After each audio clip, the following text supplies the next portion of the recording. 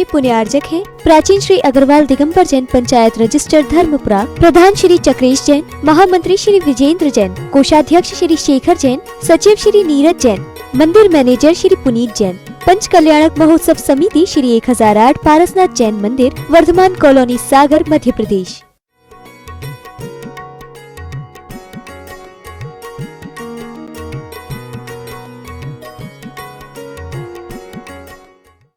प्रसंग मूक माटी में कुंभ का बनकर के तैयार होना, कुंभकार के आंगन में कुंभों का सूखना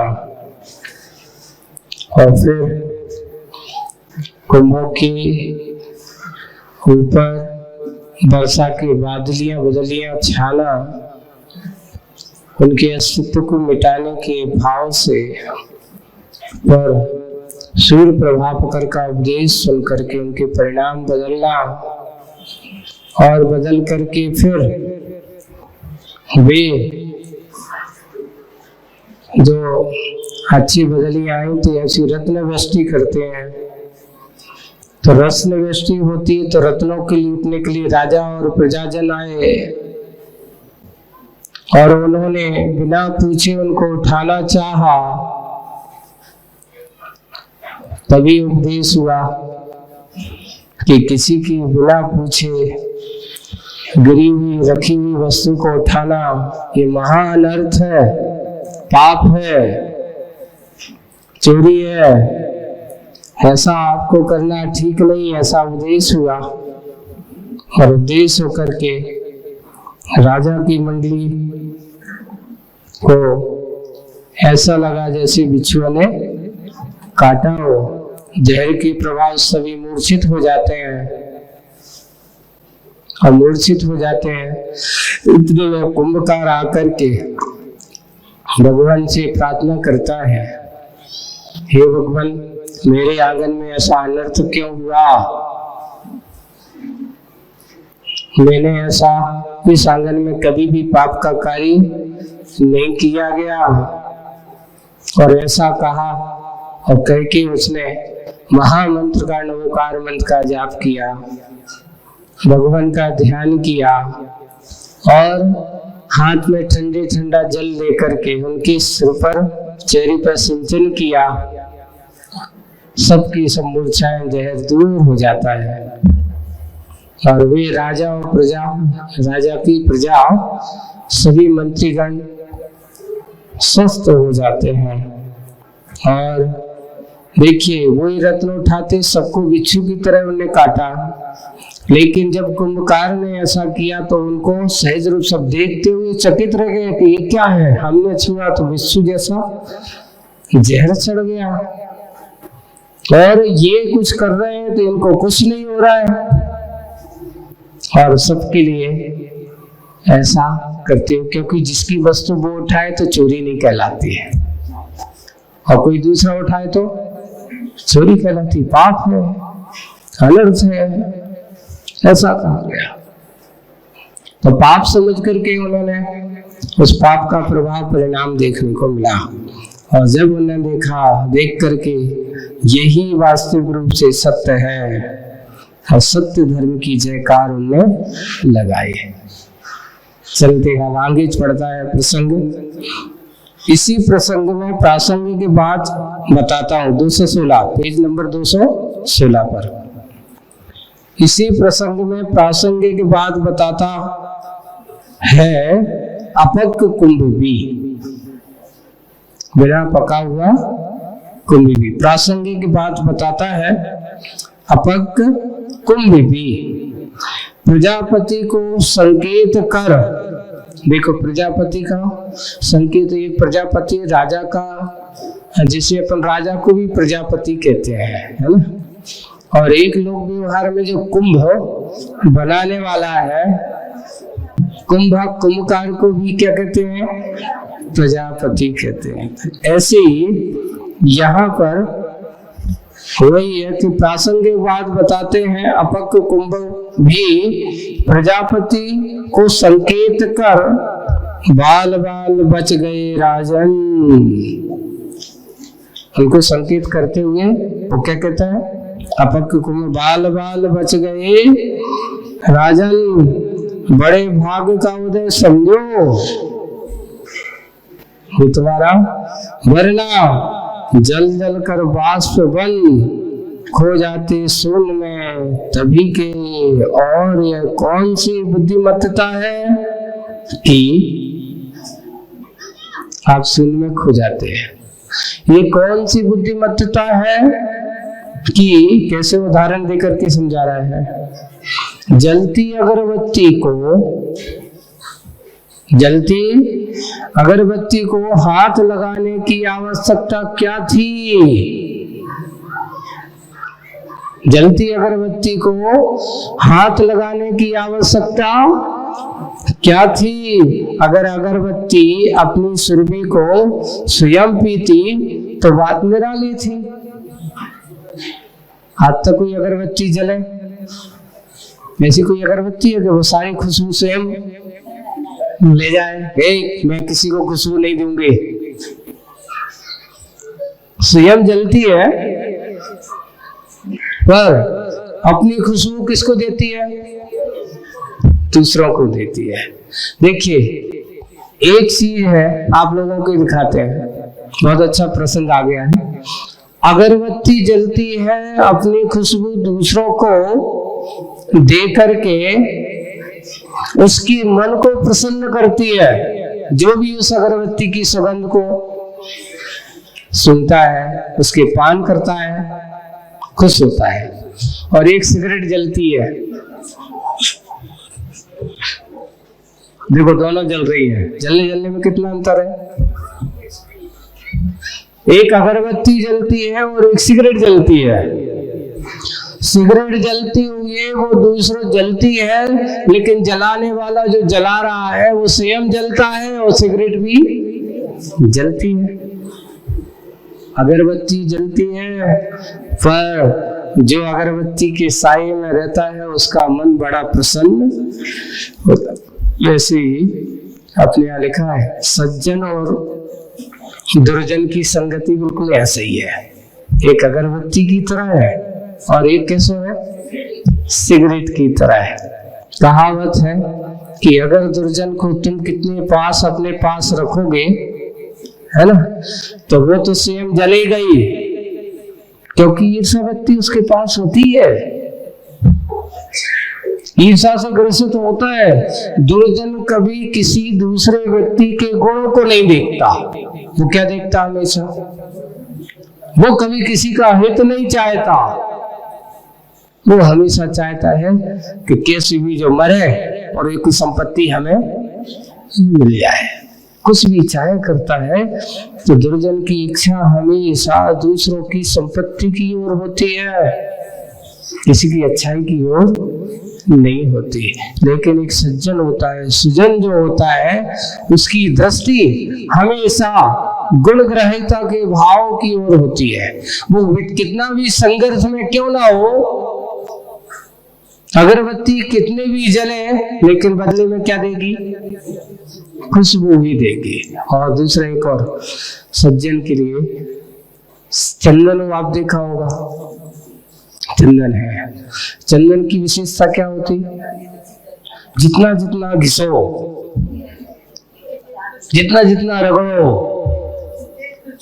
उतनी उतनी तेज खुशबू आएगी, और अगर तुम नहीं रगड़ोगे तो खुशबू आने वाली है। चंदन की विशेषता, जितना जितना संघर्ष उसके सामने होगा वो उतनी उतनी और क्या करेगा, खुशबू देता है, लोगों के जीवन को सुगंधित करता है। सज्जन की बात यही है। तीर्थंकर पार्थनाथ भगवान के ऊपर अपन देखते हैं, एक बार उपसर्ग नहीं, कितनी बार किया, 7-7 बार, 10-10 भौतिक वैरभाव चला, है ना, और कई बार, हर बार उसने उपसर्ग किया, बदला लिया, और होता है कि बदला लेता रहा, हर बार उसने बदला लिया, पर अंत ये हुआ कि बदला लेता लेता बदला लेने वाला हार गया और आखिरकार वो ही बदल गया। पार्श्वनाथ के जीव ने कभी भी कोई बदलने की या बदले लेने की भाव, ये सज्जन की प्रवृत्ति होती है। दुर्जन हमेशा बदले के भाव, बेमनस्ता के भाव से जीता है। वही दशा, वही यहाँ पे कि जलती अगरबत्ती को हाथ लगाने की आवश्यकता क्या थी? अगर अगरबत्ती अपनी सुरभि को स्वयं पीती तो बात निराली थी, मगर सौम्य सुगंध को आपकी नासिका तक प्रेषित कर ही रही थी। बहुत अच्छी से आपको अच्छी सुगंध पहुंचा रही थी। आप उसकी सुगंध को लेते, उसका आनंद लेते, पर पहुंचा ही रही थी। दूसरी बात यह भी है कि देखो, बहुत अच्छा समझाने की लोक दृष्टि से आप लोगों को। दूसरी बात यह भी है कि लक्ष्मण रेखा का उल्लंघन, जो अपनी मर्यादा का उल्लंघन, यहाँ पे उदाहरण देकर के समझाए। लक्ष्मण रेखा का उल्लंघन रावण हो या सीता हो, कौन? रावण हो या सीता हो, राम भी क्यों ना हो, राम भी क्यों ना हो, दंडित करेगी ही। वैसे अगर आपकी एक मर्यादा की सीमा है, हर आदमी के लिए कहा है आचार्य से तुम्हें कैसे जीवन जीना है, ये कहा गया कि जो तुम्हारी अपनी है, अपनी वस्तु पर अपना अधिकार अपना मान करके जीवन जियो। ये हो गई तुम्हारी लक्ष्मण रेखा, ये तुम्हारी हो गई क्या? मर्यादा। और जैसे ही तुमने दूसरों की ओर क्या किया? दृष्टिपात किया, उसको हड़पने की कोशिश की, तो वो क्या हो जाएगा? अपराध। वो क्या हो गया? अपराध। क्योंकि अपनी वस्तु का उपयोग करने में अपराध नहीं होता, लेकिन दूसरों की वस्तु को हड़पना, दूसरों की वस्तु की चाह रखना, फिर वस्तु की अपेक्षा रखना, तो वो कहा गया चाहे रावण हो या सीता, अगर अपने रावण ने मर्यादा का उल्लंघन किया, अपराध किया, उसका दंड भोगा। सीता ने लक्ष्मण रेखा का उल्लंघन किया, क्या हुआ? काश अगर कह के गया था कि इस रेखा से पार मत करना,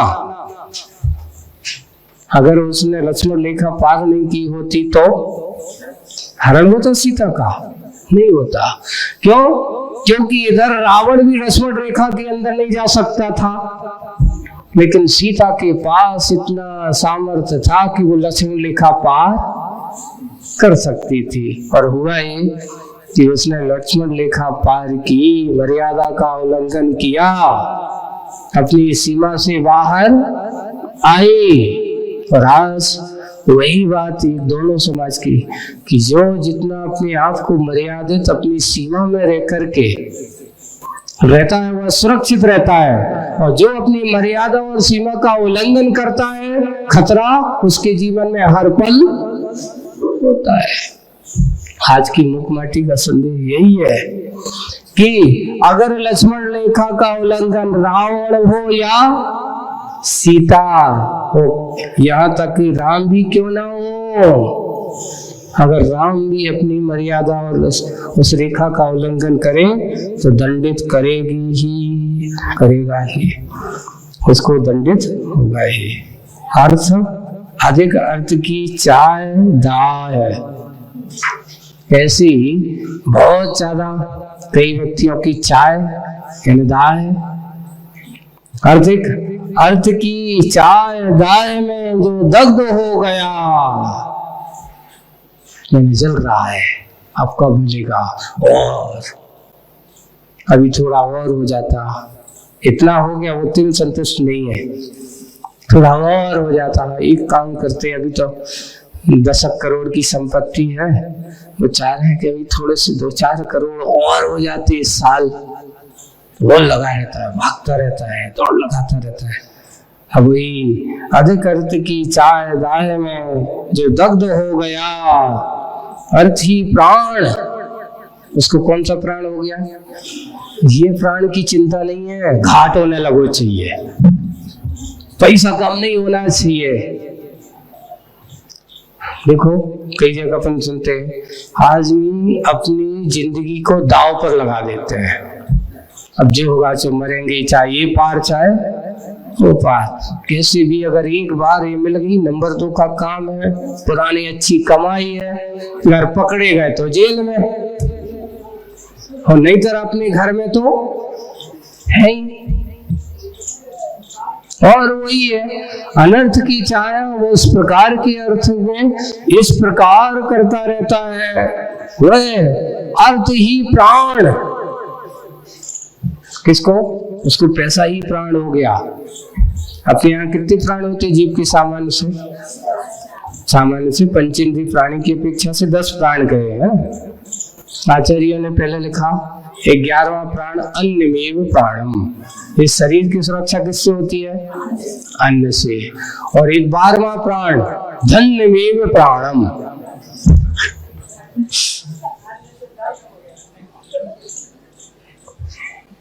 दसवां प्राण 12वां प्राण कौन सा? धन्य प्राण। और ये देखते आए दिन देखते हो नहीं? बोले क्या था, हार्ट अटैक आ गया। किसको? क्यों आ गया? बोले उनके घर पे छापा पड़ा, उनकी संपत्ति जब्त हो गई, नंबर 2 की कुछ थी, बोले कि हार्ट अटैक हो गया, चले गए। यानी उस अर्थ में इतने मस्त थे कि थोड़ा कम हुआ तो हार्ट अटैक आ गया, चले गए। संपत्ति घाटा लग गया, चोरी हो गई, डाका पड़ गया। ये इसमें वही है, अर्थ ही प्राण, अर्थ ही त्राण। लोगों ने त्राण का अर्थ रक्षा, सुरक्षा, उसको ही अपनी सुरक्षा का कारण बना लिया। यो जान मानकर अर्थ में ही मुग्ध हो गया, इस अर्थ में ही सब कुछ मुग्ध हो गया। अर्थ नीति में वह विदग्ध नहीं, उससे दूर। आज के समय में अगर चर्चा चल रही हो, देखो गौर करना है, जैसे बैठे हो और कोई अच्छे ग्रंथ की चर्चा चल रही हो तो सुनाओ सो कहते यार आज समय नहीं लग रहा, कट नहीं रहा। और अभी दुकानदारी की चर्चा चालू कर दो, अभी पैसा कमाई को काम चालू है, घंटों कब निकल जाए पता नहीं चलता। दुनियादारी वह उसमें अर्थनीति में वह विदग्ध नहीं है, यानी उससे दूर, उसमें दग्ध हो रहा है, संलग्न हुआ है। जब देखो उसी के बारे में सोचा, ये ऐसा करेंगे, जो इन्वेस्ट यहाँ करो तो इतना लाभ होगा, यानी यहाँ पैसा ऐसा डालो तो इसमें पैसा कमाई होगी। यही खिलाने तो सीए बने, काय खिलाने बने। बोले कि अर्थशास्त्री का काम क्या है? लोगों को बताए कि कैसे कमाओ जात है, कैसे पैसा लाया जाता है। सिर्फ इसी काम में लगे हुए हैं बड़े बड़े अर्थशास्त्री। अनर्थ के कार्यों से बचने के लिए नहीं, अर्थ के कार्यों में लगाने के लिए अर्थशास्त्रियों का यही होता है। जीवन का अर्थ उन्हें अनर्थ लगता है अर्थ के सामने। वही बात कही कि जिसने धन्य में प्राणम, अर्थ ही परमार्थ को उन्होंने डिजस्टिव में नहीं रखा, ऐसा ही सब कुछ है।